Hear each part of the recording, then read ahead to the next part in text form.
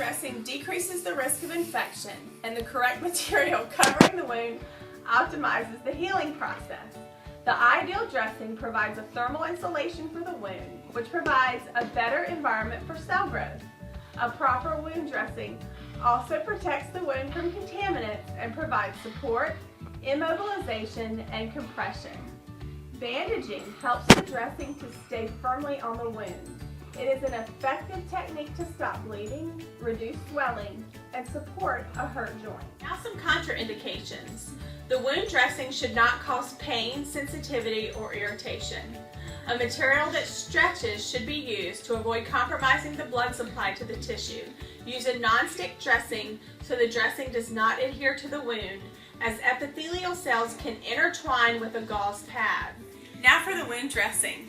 First, wash your hands and put on clean sterile gloves. Then clean the wound.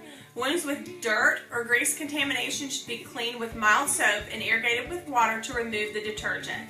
Deep wounds should have excessive exudate, slough, or loose necrotic tissue removed. Closed wounds, like the one we have here, should be cleansed gently with normal saline or hydrogen peroxide.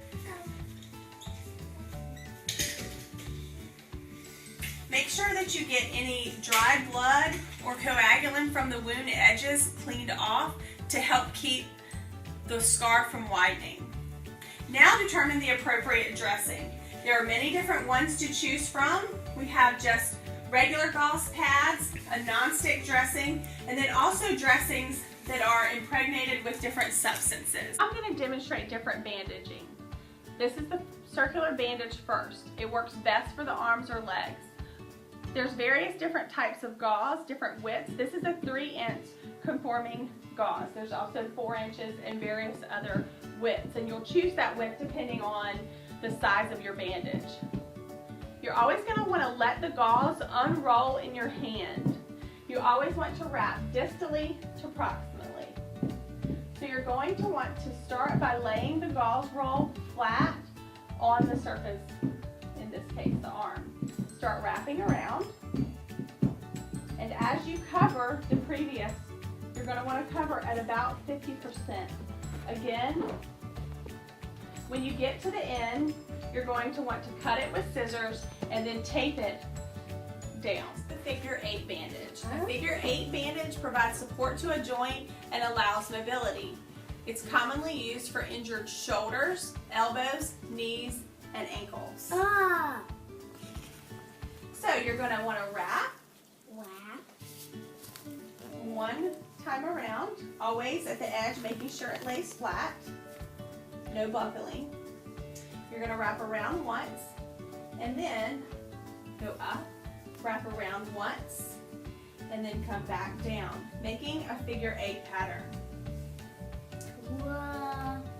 Now the recurrent bandage. It's used to cover and protect amputated limbs. We're going to simulate that here. Once you've wrapped around the limb, you're going to turn the bandage 90 degrees and wrap over the amputation, then turn 90 degrees again and wrap around.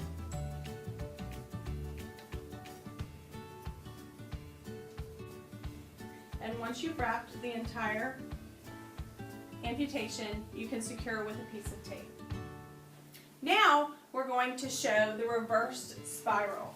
It's good for when you don't have a material that's stretchy, and also by turning and folding the fabric back and forth, the contour of the body will be better approximated. So if you have an area of the body that's not that's a different size. So you wrap around, again always going distally to proximally, and as you wrap, you reverse your bandage.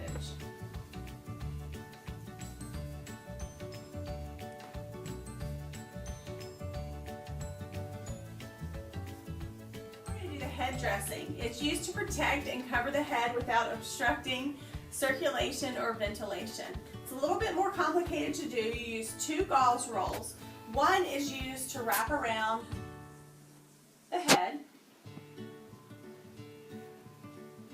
You can look straight ahead.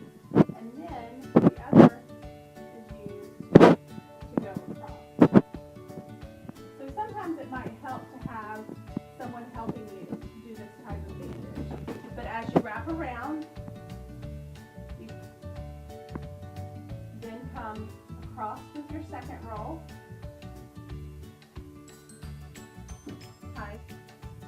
Once you've covered the entire head, you can cut the gauze roll and tape it down. Now for follow-up instructions. When indicated, the patient should change the dressing after cleansing the wound. The wound should be cleaned gently, approximately 3 times a day using hydrogen peroxide on cotton swabs and then blotted dry. Avoid getting the bandage wet. If it does get wet, change it.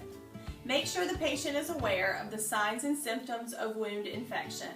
That is, erythema, pain, warmth, edema, discharge, throbbing, fever, regional adenopathy, and any spreading erythema.